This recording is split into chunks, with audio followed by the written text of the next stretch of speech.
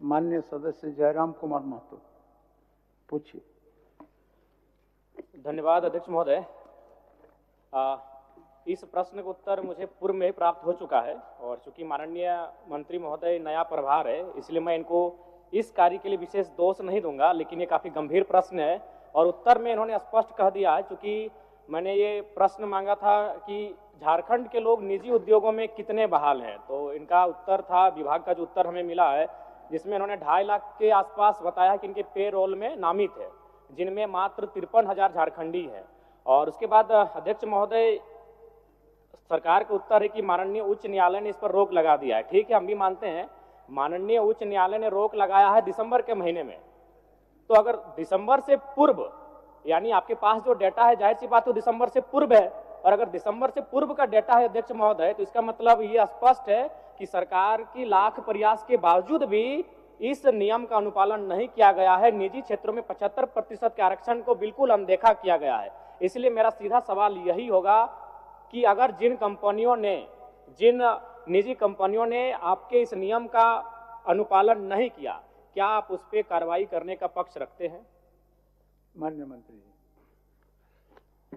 अध्यक्ष महोदय, चूंकि उच्च न्यायालय ने इस पे रोक लगा दिया गया है और जो माननीय विधायक जयराम महतो जी का सवाल है, सवाल वाकई में लाजमी है महोदय कि इन्होंने पूर्व की बात किया है, तो महोदय हम जांच करा लेते हैं। अगर इस तरह की कोई बात उसमें आती है महोदय, और माननीय विधायक जी को भी हम सूचना दे देंगे, तो अगर किसी प्रकार की कोई गड़बड़ी होगा महोदय तो उस पर हम कार्रवाई करेंगे महोदय।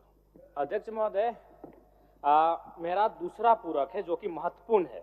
माननीय उच्च न्यायालय में चल रहे इस मामले में सरकार की तैयारी क्या है? कहीं ऐसा ना हो 2002 में भी स्थानीय नीति हम लेकर आए थे, उच्च न्यायालय में रोक लगी और सरकार ने से उसके ऊपर के सदन में चुनौती नहीं दिया, जिसका परिणाम आज 25 साल के बाद भी झारखंड का आम जनमानस भुगत रहा है। तो मान के चलिए अगर नकारात्मक निर्णय आता है, उच्च न्यायालय की बात हो रही है इस नियोजन नीति में, अगर मान के चलिए हमारा नकारात्मक उत्तर आता है उच्च न्यायालय के द्वारा, तो उस समय सरकार की तैयारी क्या है और सरकार की कार्य योजना क्या है? सरकार किस प्रकार इस गंभीर विषय से निपटेगी? मैं ये सरकार के माननीय मंत्री से जानना चाहता हूँ। माननीय मंत्री जी। अध्यक्ष महोदय, जब तक न्यायालय से कोई आदेश नहीं आता है महोदय, तब तक हम उस पर कोई निर्णय नहीं ले सकते महोदय, और जब उच्च न्यायालय से आदेश आ जाएगा महोदय, उसको देख लेंगे, फिर राजहित में जो निर्णय होगा महोदय हम लोग करेंगे। अध्यक्ष महोदय, मेरा सीधा पूरक रहेगा माननीय मंत्री जी से, क्या आउटसोर्सिंग कंपनियां जैसे जो पारा मेडिकल स्टाफ की बहाली लेती हैं या फिर पारा टीचिंग स्टाफ की बहाली लेती हैं या फिर अन्य सेक्टरों में जो आउटसोर्सिंग एजेंसियां स्टाफ की बहाली लेती हैं, क्या आप उन्हें निजी कंपनी मानते हैं? ऑब्जेक्टिव टू ऑब्जेक्टिव उत्तर दीजिए। अध्यक्ष महोदय, हमने साफ शब्दों में कहा महोदय कि जब तक उच्च न्यायालय से कोई आदेश पारित नहीं हो जाता महोदय, हम कुछ भी बोलने से जो है इनकार रहते हैं महोदय, चूंकि ये मामला अभी न्यायालय में चल रहा है। जो बातें जयराम महतो जी ने कह रहे हैं ये गंभीर सवाल है महोदय, लेकिन मामला तो उच्च न्यायालय में है।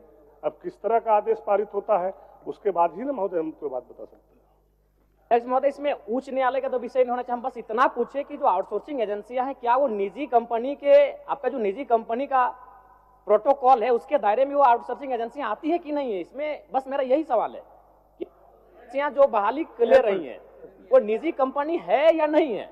एक मिनट। मंत्री जी के सहयोग के लिए कि वह जो नियम है अध्यक्ष महोदय, उसमें यह प्रावधानित है कि 3 वर्ष तक 75% एडजस्टमेंट करना है। यह कानून मात्र 1 साल तक चला, 3 वर्षों तक चलता तो शायद एडजस्टमेंट हो जाता 75% जो माननीय सदस्य कह रहे हैं।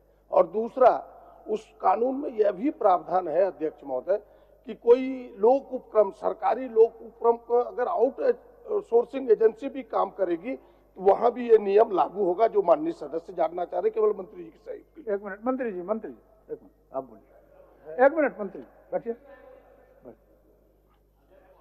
एक के साथ जवाब दे दीजिएगा। बहुत ही महत्वपूर्ण प्रश्न है पूरे झारखंड के स्थानीय झारखंडी मूलवासी का अध्यक्ष महोदय। माननीय सदस्य जयराम भाई का यही है चिंता कि जो अभी एजेंसी मैन पावर जो रिक्रूट कर रही है सरकार के अधीन, क्या वो एजेंसी को आप निजी कंपनी मानते हैं, हाँ या ना? दूसरा, अगर आप मानते हैं तो उस पर ये 75% यहाँ के मूलवासी, यहाँ के आदिवासी, यहाँ के झारखंडी लोगों को 75% आरक्षण दे रहे हैं कि नहीं दे रहे हैं? नहीं दे रहे हैं तो देंगे कि नहीं देंगे? और तीसरा, कि जो आपने ढोल बजाया कि 75% यहाँ के निजी क्षेत्रों में काम करने वाले को, झारखंडियों को नौकरी मिलेगा, हाईकोर्ट में आपने ऐसा पॉलिसी बनाया कि टर्न डाउन हो गया, तो आप ऐसा क्या पॉलिसी बनाएंगे जहां पर झारखंड के नौजवानों को रोजगार में प्राथमिकता 75% मिले? चलिए, आप 1 मिनट। माननीय मंत्री को थोड़ा सा सहयोग कर देना चाहते हैं। कारण यह है कि हम और माननीय सदस्य प्रदीप यादव जी इस समिति के सदस्य थे, जिस समिति ने अध्ययन के उपरांत इस निजी क्षेत्रों में 75% भागीदारी को सुनिश्चित कराया था। 2-3 विषय आए।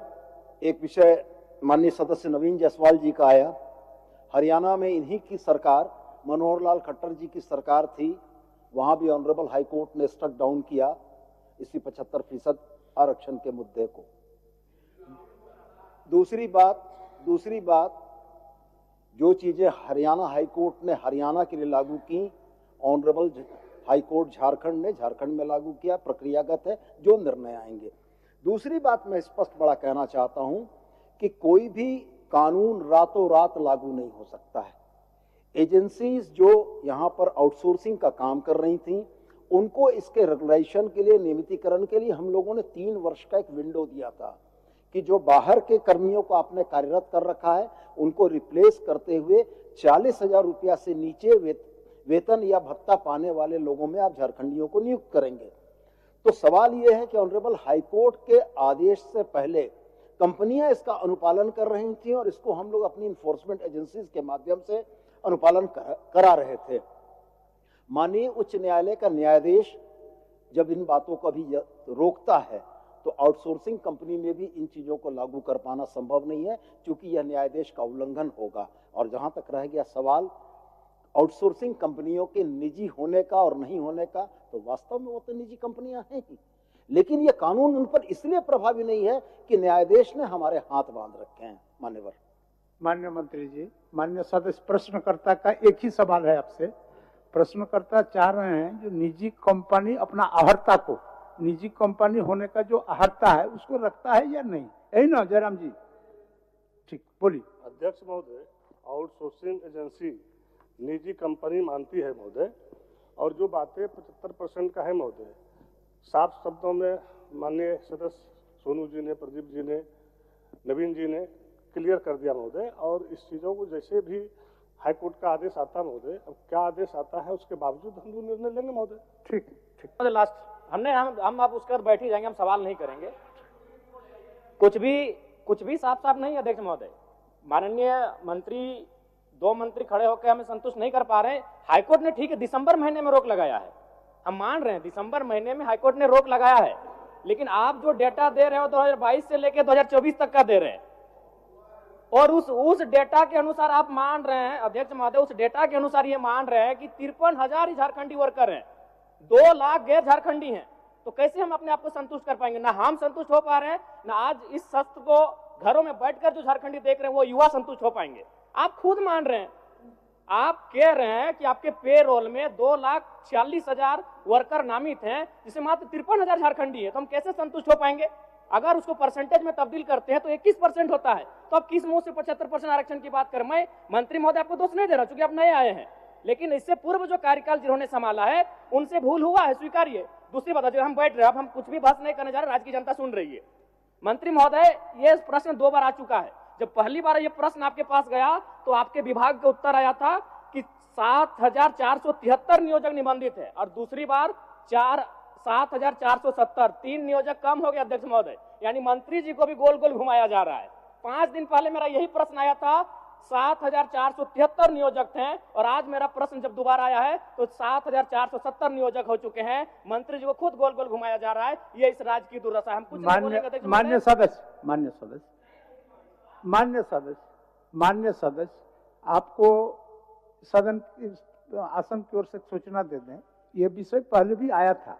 आज पहले आने के क्रम में ही सरकार निर्णय लिया और सदन के तरफ से एक समिति का गठन हुआ था, जिसमें माननीय प्रदीप जी, सोनू जी और शायद इस पक्ष के आप थे, शायद